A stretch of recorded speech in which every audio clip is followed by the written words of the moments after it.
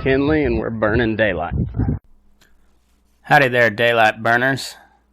Happy Thursday, and apologize for not getting an episode out yesterday. It was a little busy. I also recorded one live, so if you saw that, congratulations. But anyway, here's one from last week I did with Miss Calamity Cass. If you remember her, she was on the show this past summer. So anyway, she was returning. We're talking a little bit about feedlot life. I tried to go live, had some technical difficulties, and then had a lot of audio cleaning up to do. For whatever reason, the recording did not come out all that great initially, so had to do some extra work. But it's finally here. Here it is. And before we get into it, I got to tell you about my sponsor. So they keep paying me to promote them. So Loma Livestock, folks, they're probably the best sale barn this side of the Mississippi. They're in Loma, Colorado at 1369 12 and a half road. 12 and a half road. They're owned and operated by George Raftopoulos, a good buddy of mine, and who you also know from the show.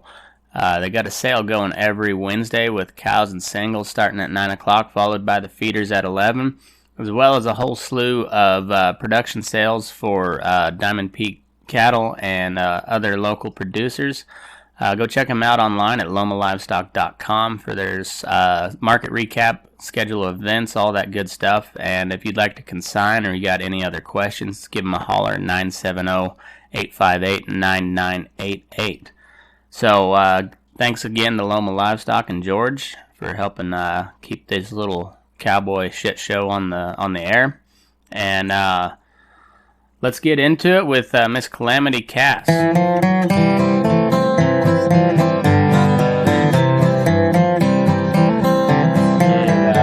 Yeah, we'll just kind of do it like we did last time. Shoot the shit. Sounds good. All right. Well, welcome, Daylight Burners. Well, coming back to the show, triumphant return, Miss Calamity Cass, ranching cowgirl out of Montana, currently riding pins as well. We were visiting just a minute ago, and it's been freakishly warm up in Montana, and I gotta say it's kind of the same here right now. It was 65 degrees yesterday. It was pretty close to that today, and we're still in February, so I'm kind of nervous about what the spring's got in store for us. So what's been going on over in your part of the world, Cass? Not much. Just keeping Pens Road. We just back for the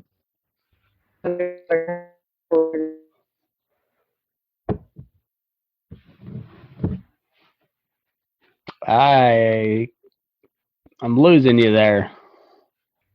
You still there? Yeah. Okay. I couldn't hear you there for a minute.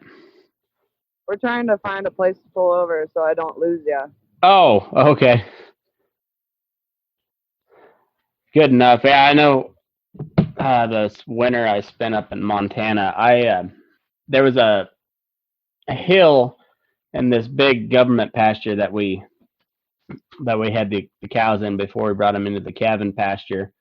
And I'd sit up on the hill, and I had like 3 or 4 bars of service pretty reliably. But I could be talking on the phone to somebody while I was waiting on all the cows to come in, and I'd never move at all. And I'd go from 3 or 4 bars of service to a drop call, and never move, never drive off, never even shift position in my chair, and still lose a call. Yeah, that's how it is out here too, especially out at camp. Just kind of service wherever, whenever it's not reliable. We'll have it in places we don't normally have it, and then not have it in places we normally have it. It's a pain in the ass. Yeah, it's still kind of the Wild West up there in places in Montana, anyways. Yeah. Oh, so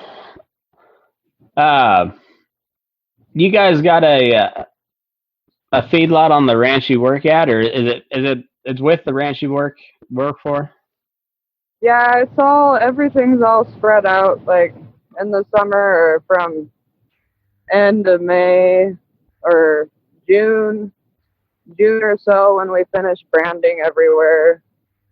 We usually brand the last calves out at cow camp, and then me and Travis and Long stay out there till December or so, and then we're just in the and then in the winter time, once we're done with fall works, we come down and stay at the ride pens at the feedlot. We've got a house on the river, and then there's a different units, but it's all pretty much connected.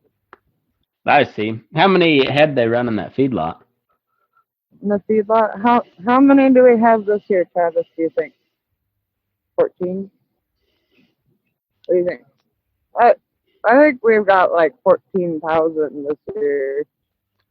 Oh, not too bad then. Do you just background them, or do you feed them all the way out? Background them. Okay. Right on. And those are, you got a mix of ranch calves and outside cattle. Yeah.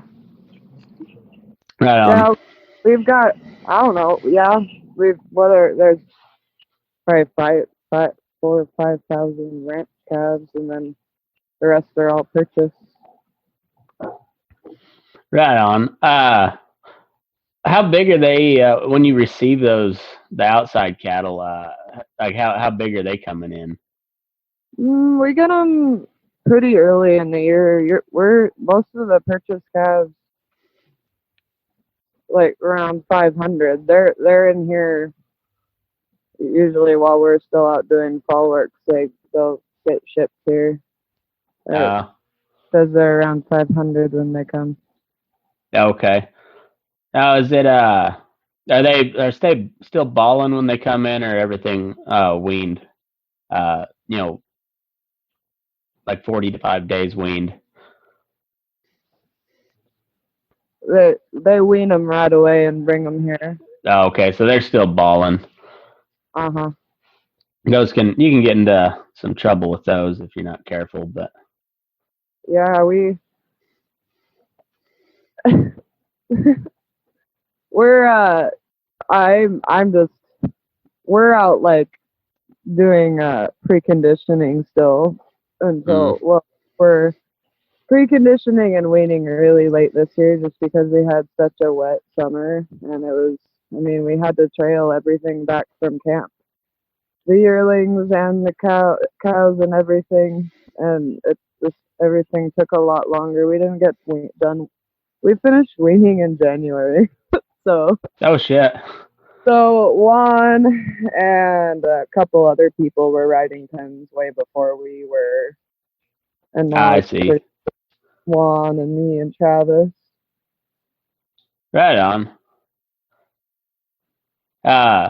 So you guys, are you just strictly ride pens and doctor there, or do you kind of got to do a little bit of everything? We just ride pens and doctor, and then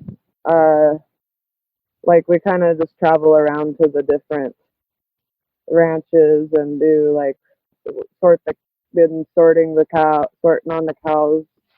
Pretty much got that finished up, and then travel around when we go back for the bulls everywhere, and then pretty soon here we'll be testing bulls, and if there's not anything going on, like we need sorting, pretty much we're just riding pens and doctor. There's like maintenance people and fencing people and separate processing people and stuff like that.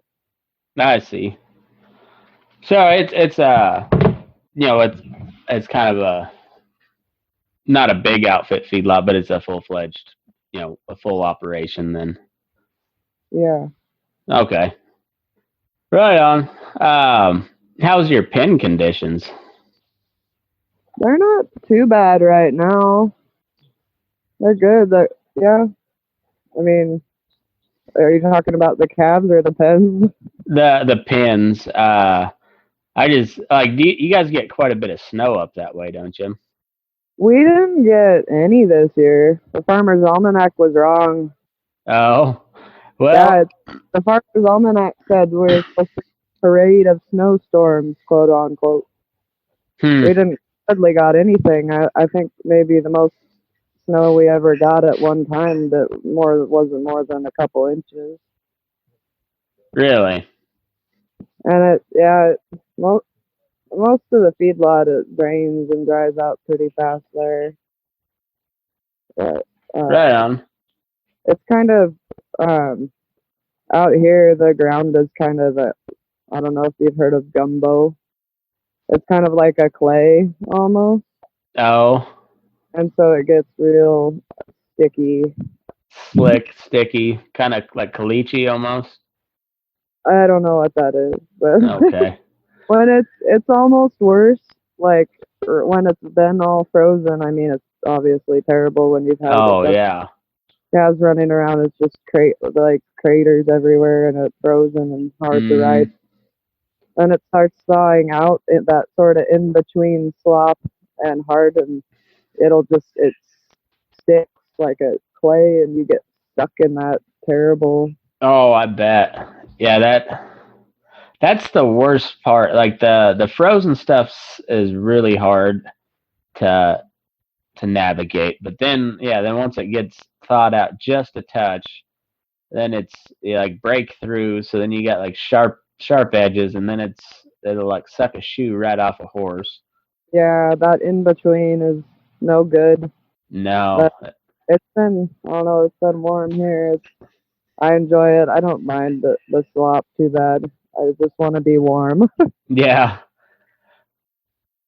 How do they figure out like they make their predictions for the farmer's almanac? Do you have any idea how that works? I was reading about it earlier on. I can't remember. They do it over like weather patterns over like hundreds of years or a couple hundred years. I don't Hmm. know. They're scientists or they called meteorologists and stuff get together and they look at patterns of weather over the years, and then they break it up into regions. Like I can't. I think we're in region 4. I can't remember, and then they got all like when you're supposed to plant certain plants for your region, and Yeah, when you're supposed to brand, when you're supposed to breed, all that. yeah, stuff like that.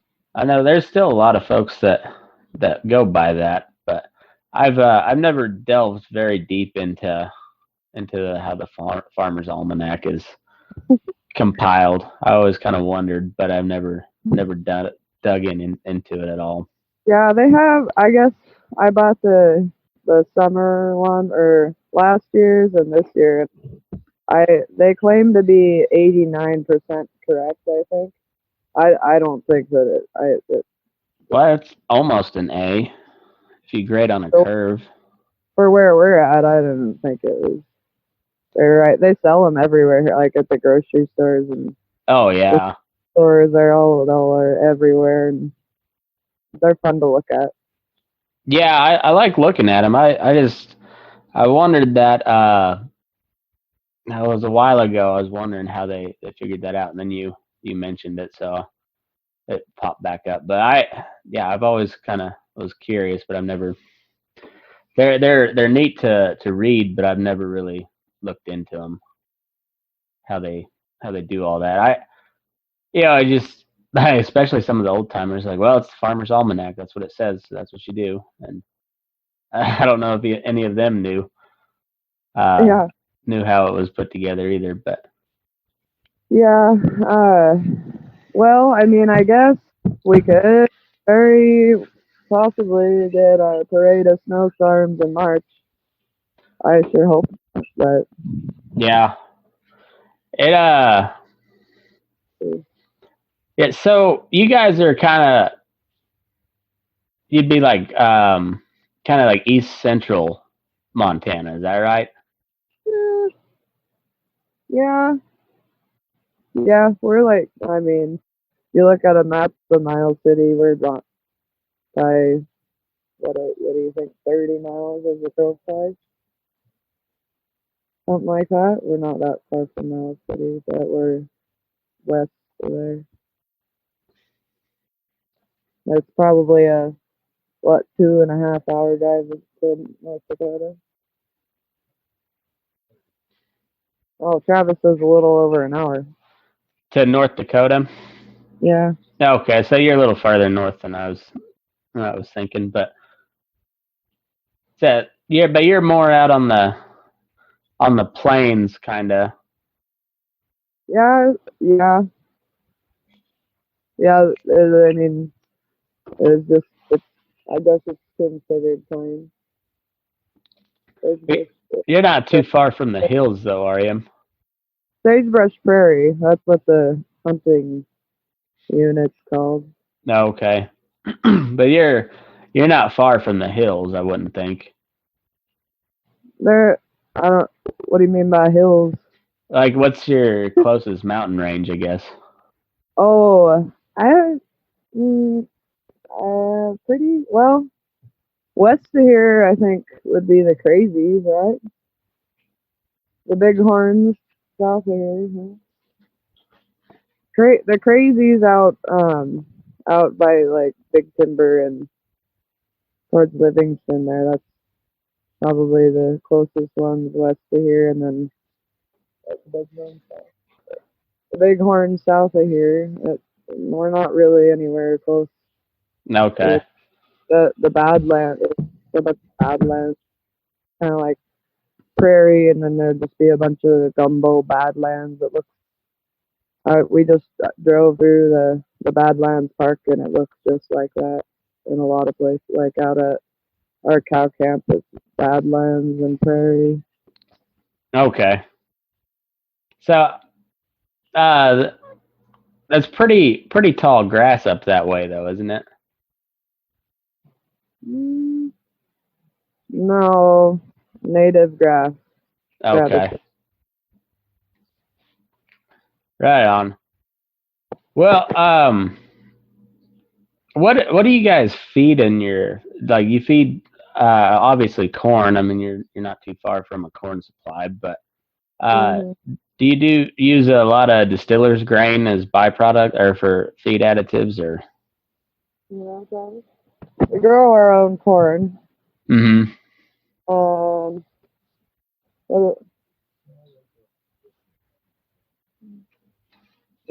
Travis says they bring in different kinds of grain. I don't know. You know much about it even? No. Okay, I was just curious what they fed for like roughage and stuff. I would think you'd be more towards a kind of a traditional feedlot diet, being closer to the corn belt. Out here they feed corn, but they also feed like we feed almond hulls rather than like silage or anything. Oh, I see. And then like down in Texas they'll feed cottonseed hulls. Uh-huh.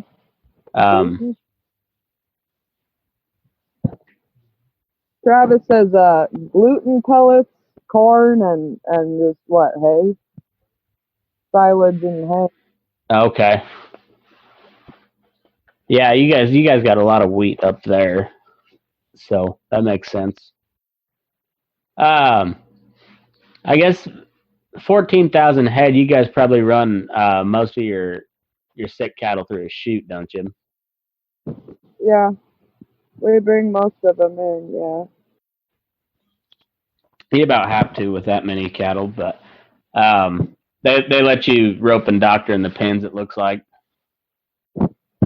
Yeah.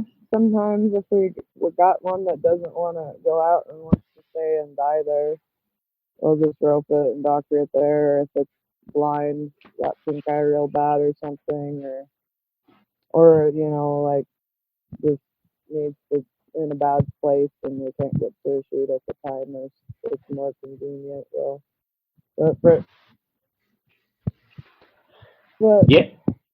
Yeah, that's kind of how we are.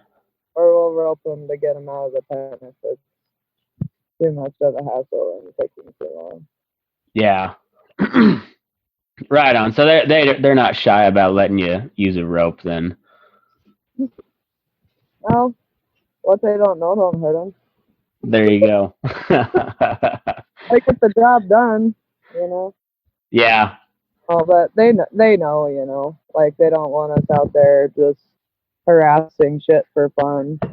Yeah, just that's kind of how we do it here. I always tell the new people if they know how to rope anyways, don't be afraid to use it, but like use it. Don't You're not jackassing around. Like if you give them Uh, give them 3 passes to the gate and they still don't want to come out, then neck them and bring them on out. But you don't have to rope everything. yeah, that's here too. And then we've got the bunch of one nutters we're working on getting cut. Oh, those are always fun. Are they? Were they banded? No, some might have been. They're all purchased calves. I don't know the story on them, but we'll just find them riding pens sometimes. Yeah, And we've just got a whole separate pen full of them. We just chip away at when we get done early sometimes.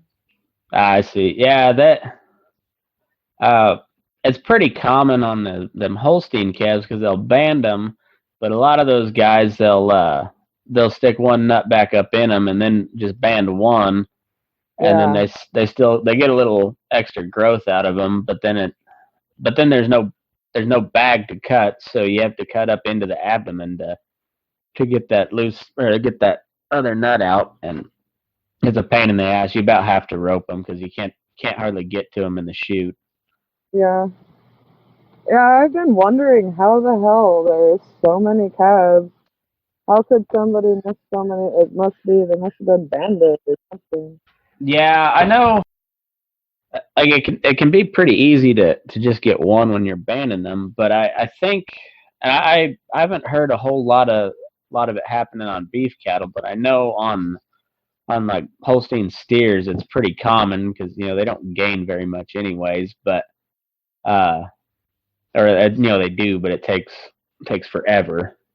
But they'll stick one nut back up in them, and that gives them a little extra testosterone, and Hmm. they'll grow a little bit faster. But boy, it's a pain in the ass because you know the those one nutters can get pretty mean, and yeah, and then it's hard to get that nut out of them when there's no bag.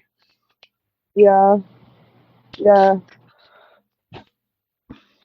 So you were telling me about this Juan guy that you work with and some of his terminology. So what's his like? Is he just a coworker? He's a buddy, or Yeah, he's my friend, and he's worked here for a long, 20 years. He's gone and left and worked in like Wyoming and Idaho, but he came back here. He's from Puerto Vallarta, Mexico. no? Oh, What the fuck is he doing up in Montana? I know, and Why would you leave paradise to go he's up to Montana? he's the toughest when it comes to the cold too. Really? He's pretty below. I'm not cold. Like, what? He's one of like 4 Mexicans in Montana, ain't he? Like there can't be more than 4, I don't think. I haven't I haven't seen any, but I I didn't see any when I spent. Of course, I was only up there for a winter, but I didn't see any Mexican guys up there. Or there was a Mexican restaurant in Havre, but I did not see a single Mexican working in there. So obviously the Mexican food was garbage. But yeah, I from Puerto Vallarta to northeast Montana. It's a pretty drastic change. oh yeah, he's worked his way around. He was in California, and then from there he was at some cowboy. I don't know, he was at cowboy in California somewhere, Northern California, and then he heard of some place or saw in like a magazine some big outfit in Wyoming and just called them and somehow got a job there somewhere. And then he went to Idaho. He kind of worked his way up here. Right on. So, you said he's worked there for like 20 years. Mhm. Did he help on the ranch as well, or just in the feedlot? Yeah, he's out at camp with us in the summer Okay, with the yearlings and cows, and he's kind of the main pen rider. He's kind of in charge of the feedlot calves, right, or pens there, riding pens. I see. Well, what's some of this terminology that it makes you makes it so funny? I just mentioned that because that day I was just thinking about, or I've been thinking about lately, because I'm kind of I rode pens last year, but not as much. And this year I've kind of been like Juan's help, so Mm-hmm. I'm riding with him every day and learning from him and the way he does it and stuff. And I was just when we doctor and stuff, we write down the number, and then just if they're not natural, if they've been got medicine, we doctored them. Uh huh. And I was just thinking about if I went to like a place in the book where we record everything, it says, write all this stuff, like, if it's why you pulled it and what you doctored it for and yada yada yada. But we don't do that anymore here. It's you just write not natural if it's been doctored. I see. And I was just thinking about how if I go work at another feedlot somewhere, and I was just because he has his own terminology for everything. I mean, it doesn't some of it doesn't really make sense, and but for like the prolapses, he calls them red lights, Red or say lights. I've or never say heard that one before, but oh, there's a red light in 10-8, or a prolo, or it's in love. it's in love. I don't know, yeah, and like just the Is that for the bullers or what's that? is he for the bullers? Does he say that's what's in love or? Just because it's red, I guess. Oh, okay. Oh, prolapse, because it looks like a heart. I don't know. I don't Because know. uh, so like especially in the summer at the big yards, you'll get a lot of bullers, and and the Mexican guys always called them jotos because the gays. And so if he was saying he's in love, I could see that. That would Uh-huh. make sense too. But a prolapse is called or said he's in love. That I've never heard that one. That's funny. Yeah, and then what's another good one? Well, and then I was just thinking, like, if I was at another feedlot, like, and recording down what I doctored, I'd be like, oh, uh, a red light, a corroded, a floppy belt, a pinky, a footy. What are the other ones? He calls the bloated calves. He calls doggy styles. Doggy styles, huh? Hey, that one doesn't even make any sense. No, like in no way that makes any I keep sense. I keep trying to think of where he could have got that, and I don't know. But everybody knows his terminology here. Like he called up. We had a dead bloated calf in one of the pens the other day, and he called like one of the guys that runs the loader and everything, and he's like, Dennis, got a doggy style in 6B. Oh, doggy style, a bloat, a dead one? Yes. I don't know. It's funny. a, a doggy style. Yeah, that doesn't make any sense at all. But I kind of like it. It's funny. Oh, Travis. Travis is onto something. He says, 'cause when they're laying down and they're all bloated and their back legs are lifted up like a dog pee. Oh, Yeah, mate. it's Yeah, that makes so. Yeah, when their feet are sticking straight up. I guess. Huh. I yeah, it's a little bit of a reach, I would say, for old Juan, but Yeah, I guess it kind of halfway makes sense. yeah, and then like I don't know what is another one. He calls everything a Medina. It's just like his word, and A Medina, like huh? there's something like a really I don't know wild calf or cow on the bite or a good rope or anything. It could mean absolutely anything. He calls it Uh, a Medina. a Medina. That's funny. It could mean anything bad, anything good.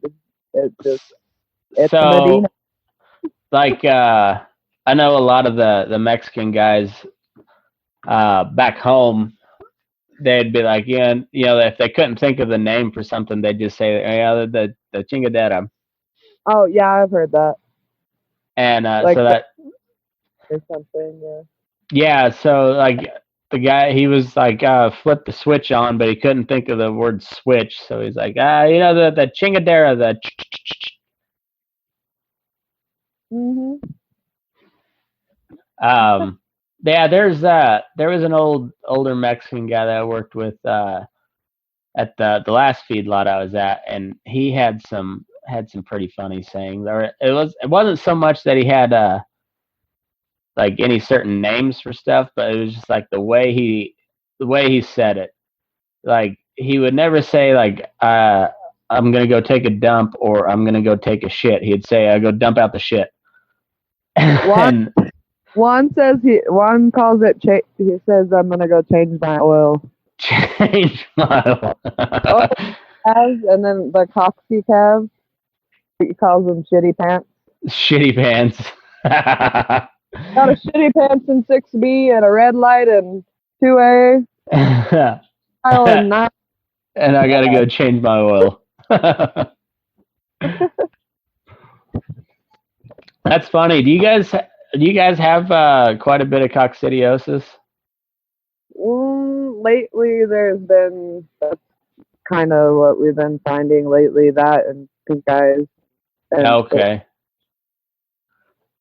Huh. I yeah, see we had the only time I've ever been around, very much coccidiosis is like right when I started where I'm at now. Um we got some we feed a lot of replacement dairy heifers, and we had some coming from this one particular calf ranch, and that it was like right at day 12 when they got after we got them. They just looked like hell, shit in water, and but they'd never temp hot, and and then we'd treat them for coccidiosis, and then they'd just like it wouldn't work, and we sent some samples off to the lab, and I forget what the exact numbers were, but they tested positive for coccidiosis, which everything will test positive. It just depends on what the contamination rate is, and these heifers were like 1,000 times higher than what your average calf that's not like what you wouldn't call infected, but what the average animal has in their system just naturally. They were like 1,000 times higher than that or something like that. It was like a stupid, stupid amount higher, and we huh. ended up having to we had to feed. Or we started with a water additive. We added Corid into the water, and then on all the new ones coming in for a while, we fed them a feed crumble that was medicated for. I Mm. think we did it for 3 weeks, 4 weeks, something like that. Um, But that coccidiosis, that gets pretty nasty in a hurry if you don't get it under control. Yeah. I've gotten to where when I'm riding a pen, I can smell it before I find it, and I Mm-hmm. around and I have looked for it, and I usually find one. Yeah, and it sounds a little different too. It's like a hollow sounding when they take a shit. Yeah. I don't know. There was three, I think three different lots that we had that had that outbreak real bad, and it was, and these were like 100 head lots, and we lost, I think, 20 head to coccidiosis out of one of them. Geez. And they found out it was either in like a water tank or the feed bunk or like the feed loader or something at the calf ranch they were coming from, because they said like the incubation period is 28 days, I think, and so it was hitting them right at like 12 days on feed, and so they would put them in this shipping pen 2 weeks before they would ship them out. They'd sort them, and then they'd put them on a ration that was pretty similar to what we have them on here for 2 weeks before they'd ship them out. And so there was something with that, that particular pen where their shipping cattle was, that something wasn't getting cleaned, whether it was the water tank or the feed bunks or even like the loader bucket, if they were cleaning pens and not rinsing it out good enough or something. I don't know what it was, but they got it under control. But it was nasty. Like I said, you can smell it walking in the pen, and it's pretty nasty stuff. Yeah. It's not a good smell or a pretty sight. No, it's not. So, you guys write down all your treatments by hand? Yeah, we just we right now. I mean, and back in the day, they used to have to write why they pulled them and what they treated them for and what they gave them and everything. But now we just they've got the whatever the EID or buttons or whatever in their ears. So we just write does that even matter, or their number? Or we write their number down, and then the lady comes and gets the books out of the medicine room once a month or whatever and records what's Oh, been done. okay.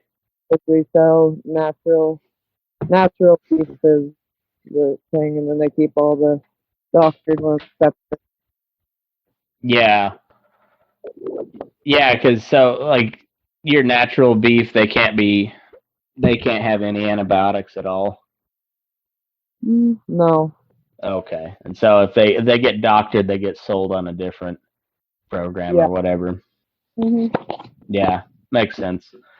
But you don't have like a computer program that you enter them in. They do that by hand, Um, or bill it out by hand, I we guess. write it, and then the lady that's kind of in charge of that takes it and records it on a Excel or something, I'm sure, on a Right computer, on.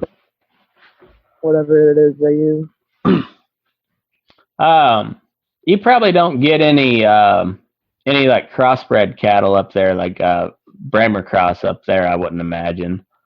No, nothing like that. No. They're all kind of English continental breeds. Yeah. Are they all kind of like farmer raised calves that you buy, or are they kind of some rangy type cattle? Travis says they're all range cattle. Okay, so you can get some pretty waspy suckers in. Yes.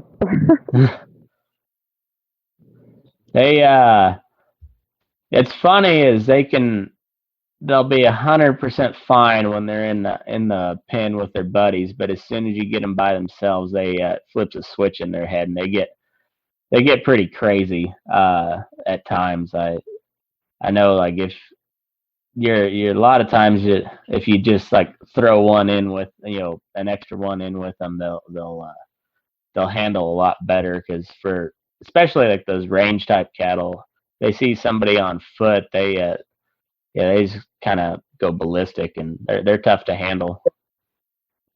Yeah, yeah. When we pull one to doctor, one can like instantly look at it and say, "Oh, it's gonna be a Medina." He knows it's a pain in the ass. hmm We had one today. I rode the pen, and then the new gal that started here a couple months ago, she asked me about this one and said, "Do you think he needs to come out?" Yeah, I think you're probably right. So I missed it bigger and shit, and ended up being the only one we pulled on that side of the yard, and so we left her by herself. And by the time we got back over there, they're hanging a couple new gates in that working facility, so um, it was not set up real good. Because he had one gate cut down, but it was kind of propped up to block a hole, but there was still a pretty big gap. And the old heifer found it, and she was hunting somebody, so we ended up having to come back over a horseback and get her loaded. And she tamped like an 8.4, I think, 108.4. Oh yeah. Yeah, she was hot. I mean, she probably, if she hadn't got all worked up, probably would have been like a 106 or something like that. She was pretty wound up. Yeah. We loaded one. Oh man, we loaded one the other day. That, oh my gosh, we were out there. Juan and Travis roped it probably 3 different times in the dark. It ran through every gate on the feedlot. I swear, we were fixed for weeks. Jeez. Travis ended up getting back on his horse bareback and finally got it loaded. I forget which. It had to have been at Grant County, great big yards, like 120,000 head, and we had a couple railers. It was in the middle of summer, so we had a lot of crossbred cattle, like out of Alabama and Louisiana, down in that area, that came in the winter, and those suckers are fucking waspy. And this one had been through the chute at least 3 or 4 times, so he was pretty sour the first time, I'd imagine, but he was real sour this time. And we were running him through the chute for because he just cleared withdraw, and we were going to put him on a railer truck, and we're just trying to get a weight on him, and trying to get him up to the tub. We had to go recruit somebody from the feed department, I think, who was pretty speedy on foot, and run out there into the tub, and try to get to that little man gate before that sucker plowed his ass over. But he just barely made it out the little man gate, and we got the tub gate swung behind him and finally got him loaded. But Oh, the tubby. yeah, Yeah, the tubby. We hauled, like, in the fall. We have this.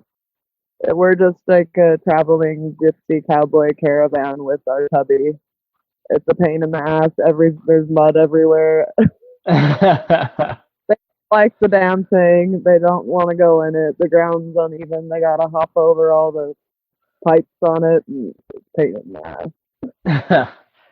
Yeah, and I'm sure it's like nothing fits square anymore, because you've hauled it everywhere and it's been ran into. Yeah, those portable setups, they work really nice, I think, the first like 2 or 3 times, and then something gets bent out of whack, and then like Oh yeah, driving through creeks and just rocks and off-roading with it everywhere, and the gates stick, and yeah, it's been welded on more times than yeah. Yeah, I've worked on plenty of those there.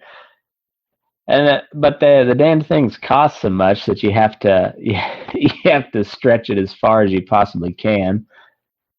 Yeah, it was on its last leg, our last day preconditioning. It was, I mean, we were doing all sorts of funky tricks to get the head catch to stay on one side and everything. And by that time, the gate in the middle had closed, or we had to rip off or something, and just pins missing.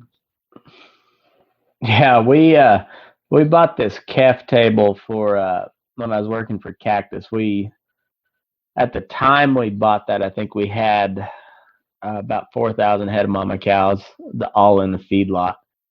And so when we'd have to split the calves off to breed the cows, and we'd run them all the calves through and do their preconditioning. And the guy told us this this little calf table. I forget who made it. It was like an orange and gray calf table. He said it was good for. I think he said 10,000 head before it would start to wear out, and I think we made it through about 1,500, and that thing was falling apart. Like the squeeze bar was bent all to hell, and you could get them squeezed no problem, but trying to let them loose, because it was like a tension instead of a ratchet deal, it was like a tension bar, and that bar was it was just like a rainbow shape when we bought it, and by the time we finally retired it, I think that bar was bent almost in a V. An octagon. Yeah, almost. Yeah, it was in pretty sad shape. You had to use momentum and leverage and everything else when you flip the lever to release the squeeze. It'd catch, and then you had to wiggle it a little bit, and hopefully the calf would try to jump at the same time, and it finally pop open. But it was definitely did not make 10,000 head. Yeah, there's some places out here we've got sets of corrals here and there. There's old rickety 2-man chutes with a squeeze and a head catch, and those wear people out fast. And then there's 2 people up there for the chute part. So the tub is nice for that. Have the hydraulic. Yeah, hydraulic chutes are amazing, especially after you have to run one of those old manual head catches. Yeah. Those here and there something will run amok and get caught up in the hoses and tear shit up and oil squirting everywhere. Oh yeah, and then so as soon as they, you get it fixed, as soon as you let them out the chute, they're, just legs everywhere trying to get a hold of something. We had one. We've got like a little shed at cow camp where you do some stuff in there. And what did we? Oh, we had what were we doing? We were pregging heifers out there last fall, and the vet brought in his hydraulic chute, and we kind of wiggled it in there. Had to like saw some boards off to get it to fit in there, and we put it in front of the old chute in there. And it's a teeny little shed, and we've got all of our equipment and vaccines and stuff everywhere. And this heifer got, I don't know what happened. I can't remember what happened, but she got the one of the hoses like wrapped around her neck. Oh shit! She's running around in the shed, knocking everything over, and that the vet was so worried. So they ran out there and unplugged it or turned it off or something, and she just happened to get out of it to where she didn't wreck anything too bad, but it was a scary sight to see. There are very few moments that like elicit such panic as when uh, a steer or heifer gets loose in the processing barn. Like you just see people diving everywhere. You hear glass breaking and and this Yeah, wild bug-eyed animal just running everywhere, just destroying shit. yeah, we had, and then in that same shed out at camp, oh, we had problems. We had this one cow that, I don't know, went down something. We let it out one of the, like a man gate in the alley on the side there. But I don't know, I think they got piled up or something. We got one out and she didn't want to get up and she's all on the fight, pissed off, laying on the ground there. I think we ended up putting her down. She hurt her back or something, but she was all pissed off. I had to stand right next to her, waiting for her to jump up and kill me and keep giving shots. They're like, "Oh, just ignore her. She's fine." It's a big old pissed off old cow, just slobbering and snorting and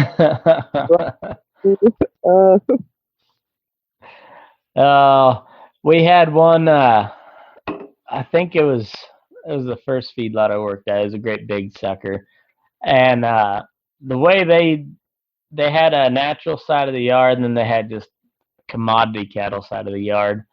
Uh, but either way, like you take one pen of cattle, new cattle, up to the processing barn, and they had 3 different weight brackets on the natural side and 4 different weight brackets on the commercial cattle side. So any of those, or at least on the steers, I think they didn't sort quite as many ways on the heifers. So at the chute, that's like black or a colored cattle, and then enter the weight, and so it could go one of seven ways that they'd sort. So that they'd open, and all the gates were run off of hydraulics out front. So they had 7 gates, and then open the gate that they needed to, and then they'd let the animal out. They had one that like stepped out of the chute, took about 2 steps, and then just flipped a 180 and came right back at the guy that was running the chute. And he was hanging off the arm that holds the controls, and this steer was just smacking him in the ass as he was trying to climb up the side of the chute, and couldn't get a hold. Like I think he had hit the squeeze or something, and so like he couldn't get his foot hooked up over the edge of that that squeeze, and just kept getting blasted by this steer. And I think somebody finally hit him with a hot shot in the shoulder or something, and he chased him outside, and finally got him at the gate he needed to go to. But it was just 100% pandemonium for about 45 seconds in that processing barn. yeah, it can get western. Real quick, and especially like if you're they've got a whole, like they had a whole computer stand, it like dragged the cords with it and everything, but it had a full computer setup inside this waterproof case, and it was on wheels. And so like they were pushing this computer stand back and forth, trying to not tip it over and knock the computer and everything over inside it. But and then they had I think they were mass treating this pen with Draxon. So you've got a case full of like 500cc bottles of Draxon, which I think they run about $3,000 a piece. Yeah, I was gonna say. Yeah, you had a lot of money in medicine right there. And there's this one, probably $600 steer that could have cost the company about $20,000 in medicine. Oh, I hate those panic situations. Oh man, you just try to hide behind something. Yeah, usually it's grab the medicine. Yep, grab the medicine, grab the computer, and get the hell out of there. Everyone's screaming, do this, do that. Mm-hmm. It's always works itself out most of the time. Yeah, there's the closest call I had. We were doctoring, and we had a. Do you guys get any AIPs up there?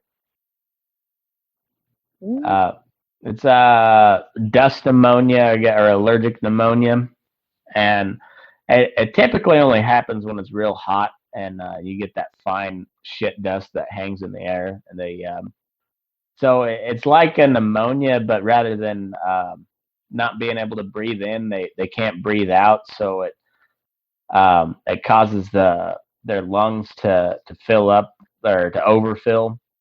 Uh-huh. And but they look like a real sick pneumonia calf, like foaming at the mouth, breathing real hard.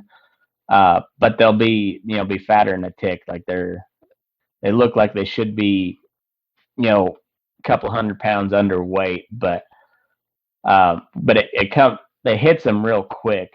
And we had to push this one up into the chute to get him doctored. And we're pretty worried that he was going to die in the chute or go down in the chute, and we wouldn't be able to get him out. But we got him doctored just quick as we could. Like, we had it all pre-measured before we put him in the chute, and then just stuck him and let him out. And so we let him out, and I'm writing down his number and what we gave him, and then the guy that was doctoring with me hollered. And I looked up, and this sucker was just about on top of me. And we were in this little bitty hospital pen, and the closest fence was it wasn't a fence; it was the bunk.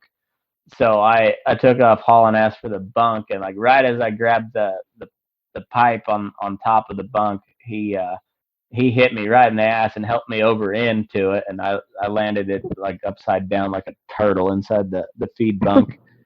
And then he died right there. What a way to go! I know. Like we had. I literally jumped into the snake and like just put my shoulder in his ass and pushed him into the chute so we could doctor him.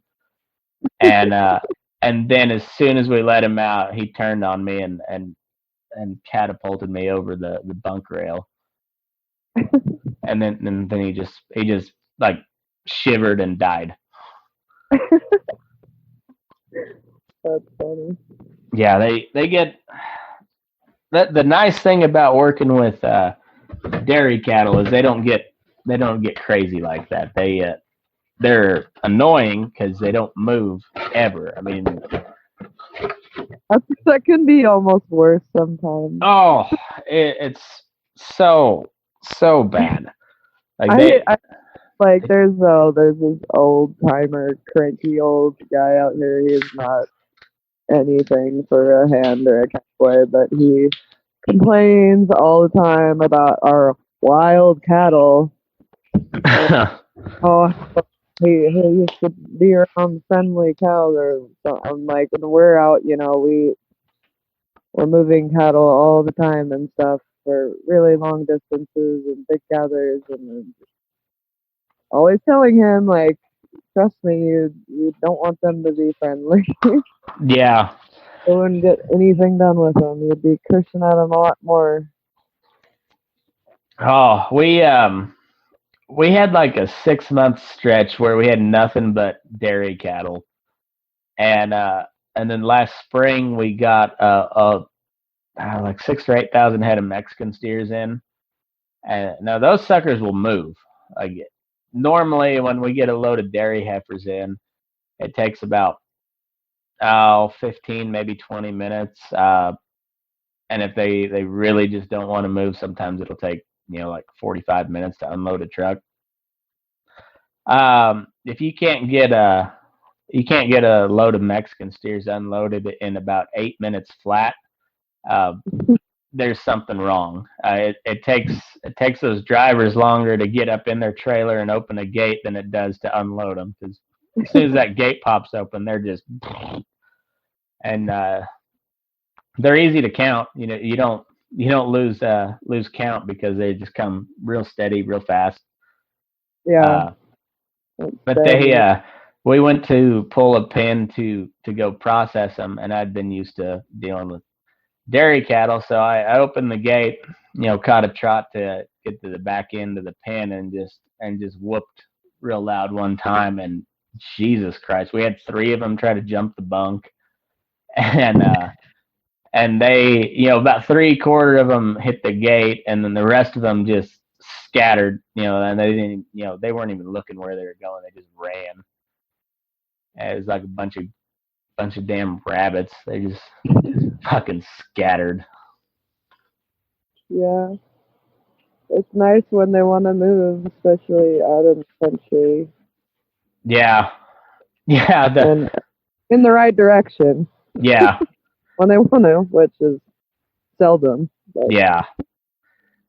sometimes But nice. it's funny is like moving a pen of Holsteins, you'll open the gate and you can holler, like you holler at them just to get them to even look at you, because they just whatever. And then you're better off just waiting at the gate and making a bunch of noise until they come over to investigate, and then just swing the gate open, and they usually just come on out. But I should. the ones here, they like to play with you though. They'll all be like 800 of them standing there at the gate. Then you'll go in and like find a couple sick ones and start taking them that way. Or if you're like pulling a pen or something, they'll all be standing at the gate. Yep. And then you'll go to take them out, and they won't go anywhere near the thing, but they'll stand, like if you're standing in there making a phone call or looking around, they'll all get in a circle around you and investigate you. Oh yeah, and they don't bunch up like cattle. They like if you try to get them moving, so they'll be at a trot when they get to the gate. No, they don't bunch up. They just kind of scatter, and they start running, but they don't run anywhere. They just run, and they don't bunch up. They're it's like herding cats. Yeah. Yeah. Let's do that. I've said it several times, but they're like a Holstein is just like a enormous dog. Like they want to come up and play, and then they like you can't chase them out of somewhere because they're just trying to eat your horse's tail the whole time. And Jerseys are even worse. Jerseys are they're like the dog that will just find anything for you to play fetch with. They'll bring you a stick or a rock, or that's kind of what a Jersey's like. They do not leave you alone.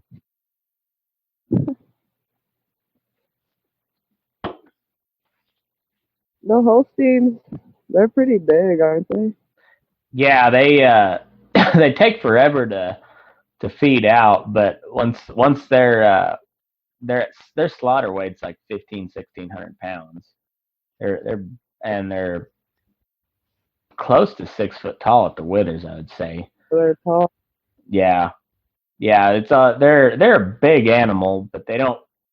You looking at them, you think they'd weigh like 2,000 pounds, but they'll weigh about 15. It's all frame. Uh-huh. What kind of feed bunks do you guys have there?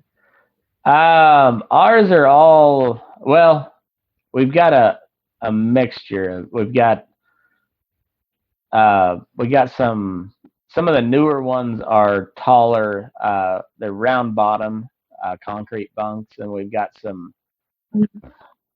pipe feed bunks, and then and we got some older concrete ones that they're all round bottom, but none of them are like permanent ones that are poured in. They're all portable ones. You can move them with a set of forks. I gotcha. They just like read it spot over the winter and put a bunch of like concrete with the cables. Oh, okay. We got calves out a lot more now, but I guess it saves a lot on feed. What No. did I don't even have before wood? We had wood boxes before. Mm. Yeah, so are they? Did they pour them in a form like right there, or did they set them in with a loader or something? Yeah, they poured them. Oh, okay. And you still have calves out? Not yeah. Well, we put a few in here and there. If Oh, okay. the feeders are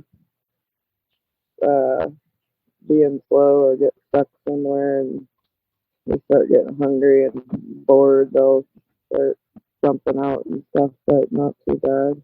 Yeah. Do you guys feed with mixer trucks, or do they pre-mix the feed at the mill? Yeah, they feed them with the truck. They mix it there and Oh, okay. put on at the feedlot. Right on. Do they feed flake corn, or being background in yard use crack corn or Crack corn. crack corn? I lose. I can hear you. Oh, okay. I think it was just slow. Oh, okay. Delay. So they feed crack corn then. Yeah. Right on. They crack it there at the feedlot, or they have to haul it in. Yeah, they do it here. They grow a bunch of corn around the feedlot down in the river here. And they but they crack it there at the yard.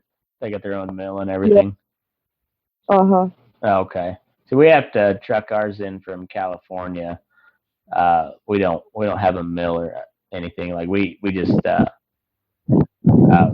we have mixer trucks, but like that we don't crack any of our own corn or anything. Everything gets hauled in. I gotcha. Oh. So what else is new? You guys doing anything fun, or are you just strictly ranching? Uh, we're having fun on the feedlot. Yeah. No, we went to Billings today and I went to Buckaroo Business, dropped off a saddle. So if anybody's looking for a really fancy, fully tooled saddle, it's for sale at Buckaroo Business. Right on. Sunday is the Miles City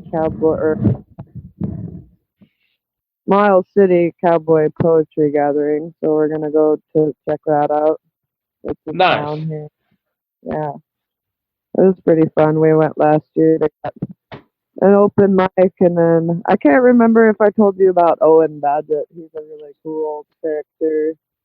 He's just cowboyed all over, and No, I don't know haven't. if I haven't heard of him. You'll have to see if you can get he me wrote his a information. yeah. He's got lots of stories. I He's wrote a bunch of books and Nice. poetry, and I think he does some songs, and he'll be there. He's a really interesting old character. He uh Nice. he was he was working for what was that Montgomery? He was working for Montgomery for a long time, and out at this cow camp that's near, kind of adjacent to the Porcupine, which is part of the cross border, part of out where some of our cows are. Mhm. And I guess he spent like a summer or a long time building this old rock house,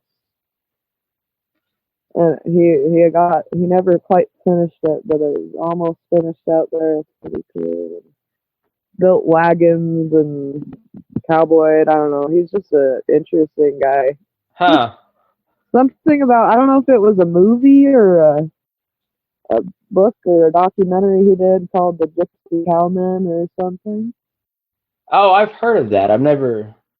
I I don't know what it is, but I've heard that before. Yeah, but I'll have to talk to him on Sunday and get his info for you. He'd be a really cool guy to talk to. He's Heck got yeah. stories. Hell yeah. Uh, I actually ran into Ramblin' Jack, but I didn't know if it was him or not, so I didn't. Yeah, we just kind of gave the nod and said, "Hey, what's up?" And Uh, that was it. And I told my wife, I said, "I'm pretty sure that's Ramblin' Jack, but I don't know."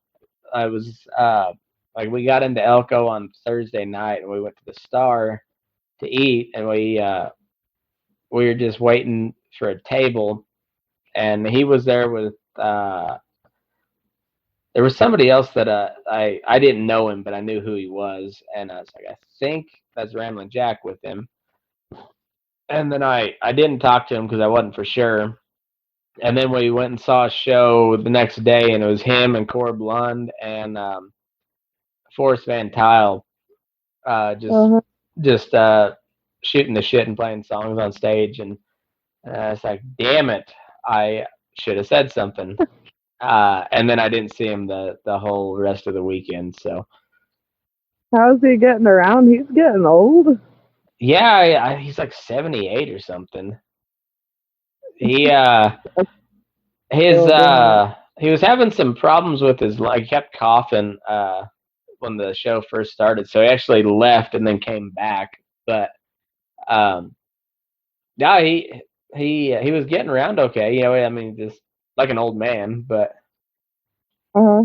he was getting around, you know, on his own. Good stuff. He's a couple years older than my dad, and they get around about the same. So just crippled Uh-huh. up old broken cowboy, basically. Yeah, But you know, for considering they get around pretty good. So he's that's a pretty funny cool. sucker, man. He starts talking, and then you know, like one of them is like, all right, we probably better play the song now, Jack, and be like, yeah, I guess that's what we're here to do, and then he'd go into a song, but he just start Yeah, talking and then just like keep going, and then they kind of have to like hurt him a little bit. he's so entertaining. I Oh could like man, listen for days. yeah, he and that's like every show we went to, I think maybe all but one show, they're like, did everybody see Ramblin' Jack today? And you know, he's like a fixture of that deal. Oh yeah. Yeah, he's a pretty neat old fella. I hopefully he makes it next year. You guys should come down to Elko next year. Yeah. We're Plan gonna on it. Cool. I'm gonna try to get in to do a couple live podcasts while I'm there, but I get in as an artist. I don't know if that'll work or not, but I'm gonna try. But Cool.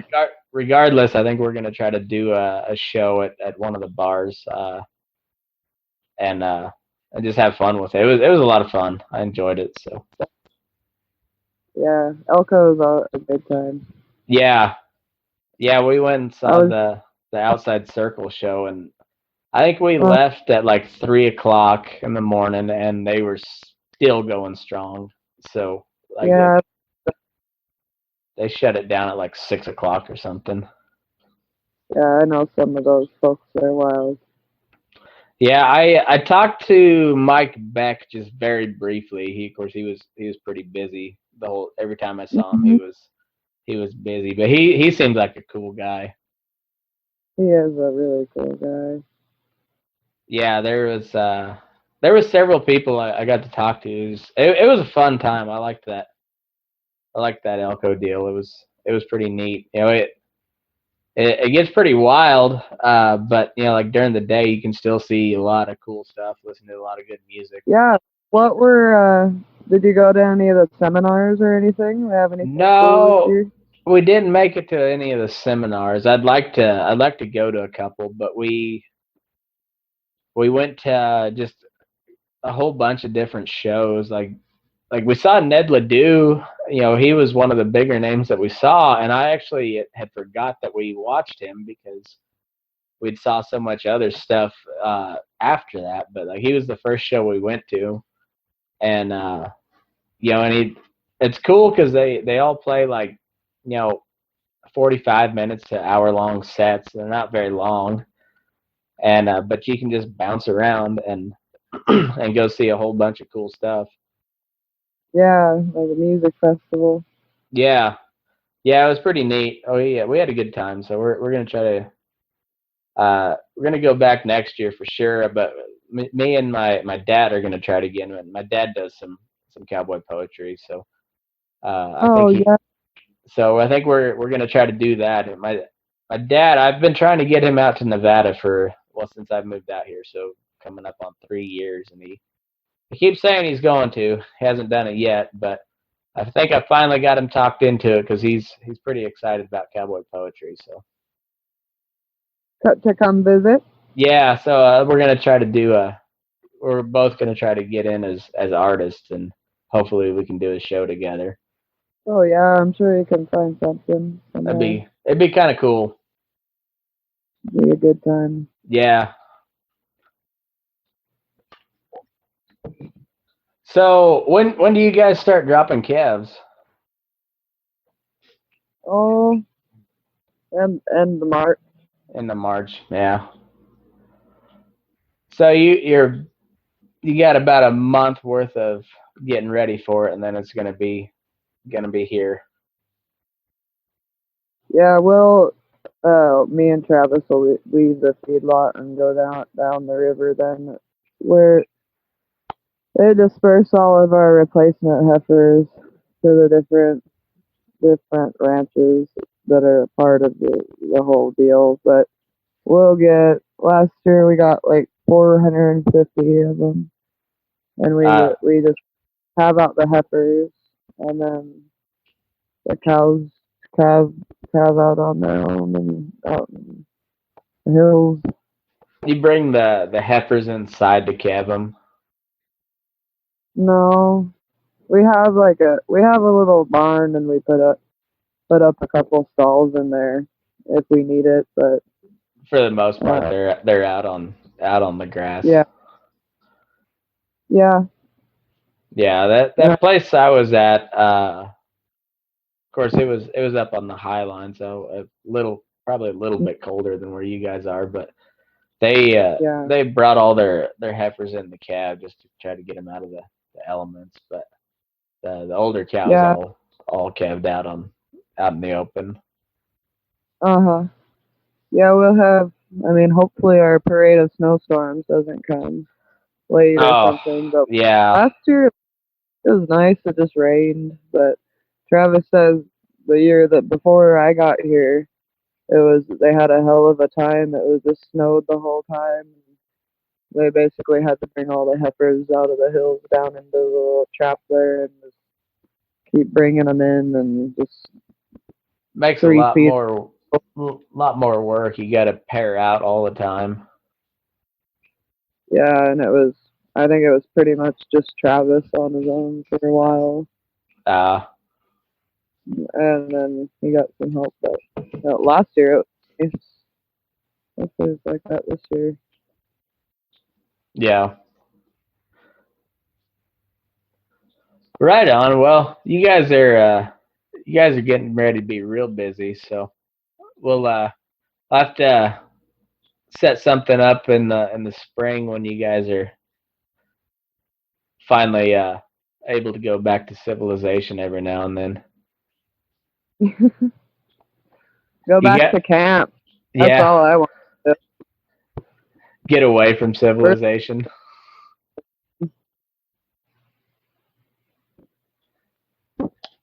So, how far outside of town is your cow camp?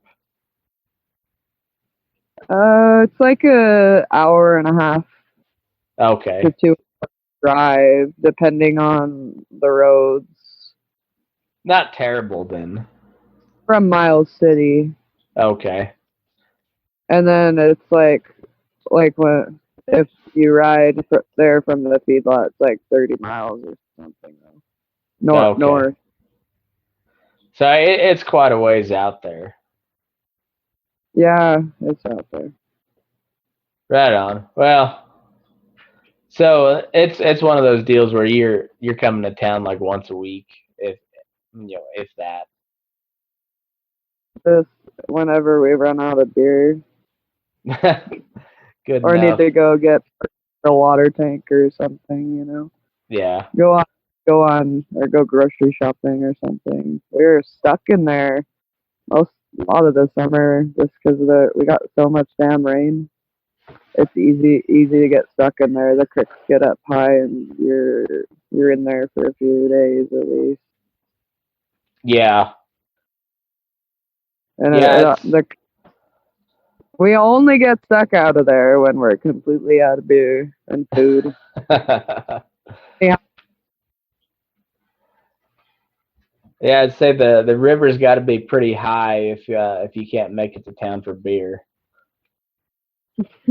Yeah, we take the buggy sometimes. The side by side.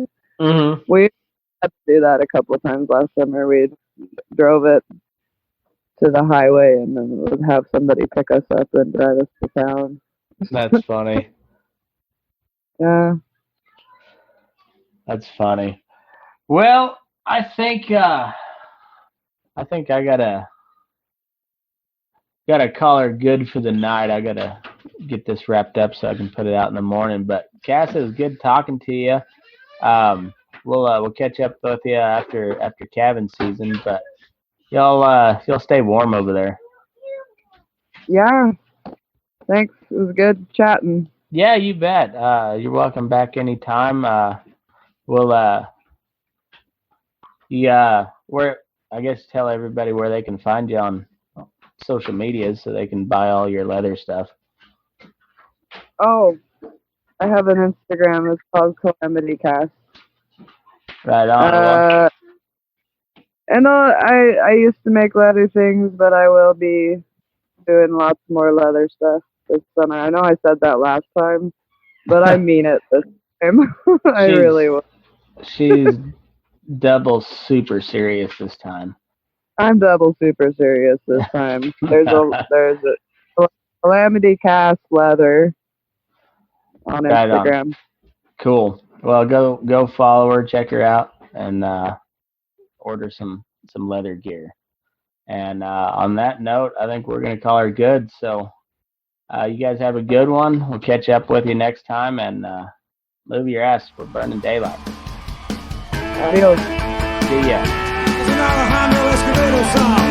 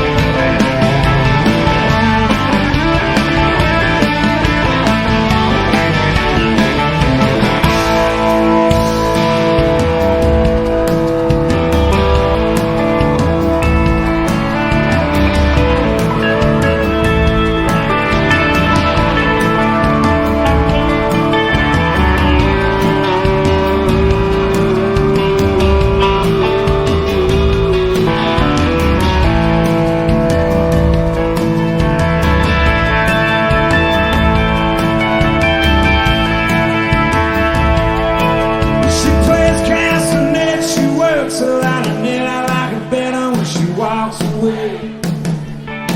She turns me on like a pickup truck. I like her better when she walks away.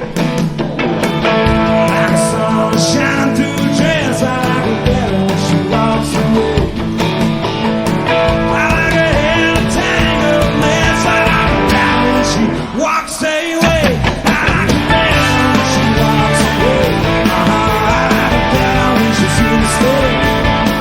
I like her better when she gets my way. You know, I like her better when she walks away.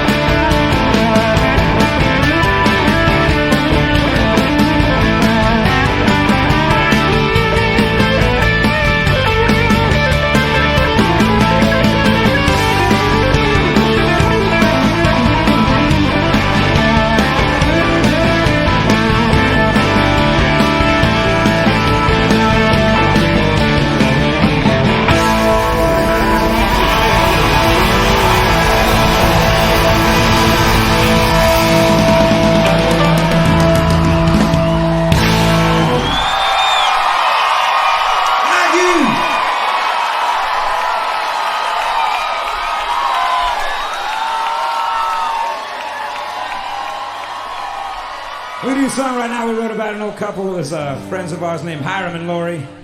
They used to ride around on a motorcycle from town to town, and eventually they'd end up at a bar just like this. And they'd go watch their favorite band, the famous Motel Cowboys.